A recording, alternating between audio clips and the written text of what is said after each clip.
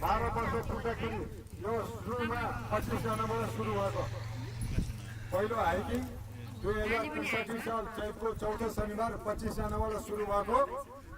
आज हामी अब 200-300 जना 350 र बढीमा 400-500 जनासम्मको हाइकिङ हाम्रो संस्थाबाट भइसकेको छ।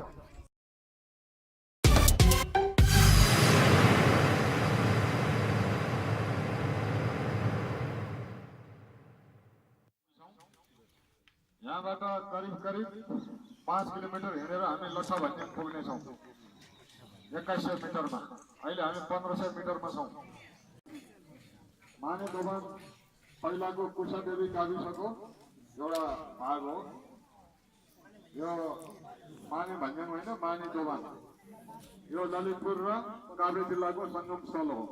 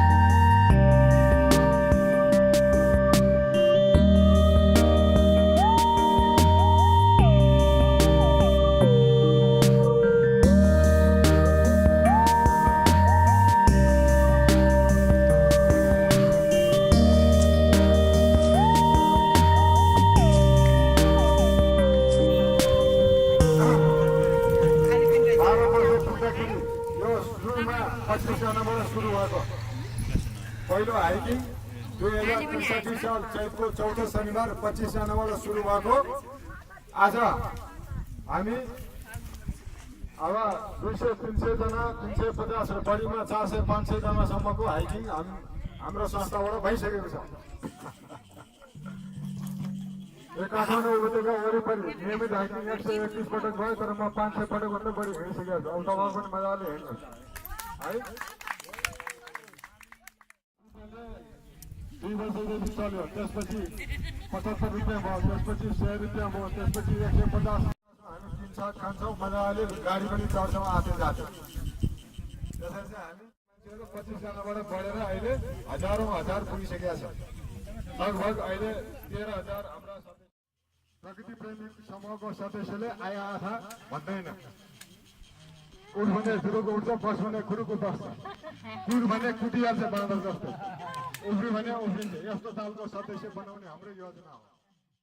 आज धाम प्रकृति प्रेमी समूहद्वारा आयोजना गरेको हाइकिङ पदयात्रा कार्यक्रममा पाल्नुभएका सम्पूर्ण आदरणीय दाजुभाइ तथा दिदीबहिनीहरूलाई म शेरबहादुर महर्जनको तर्फबाट भित्री हृदयदेखि हार्दिक अभिनन्दन टक्राउन चाहन्छु।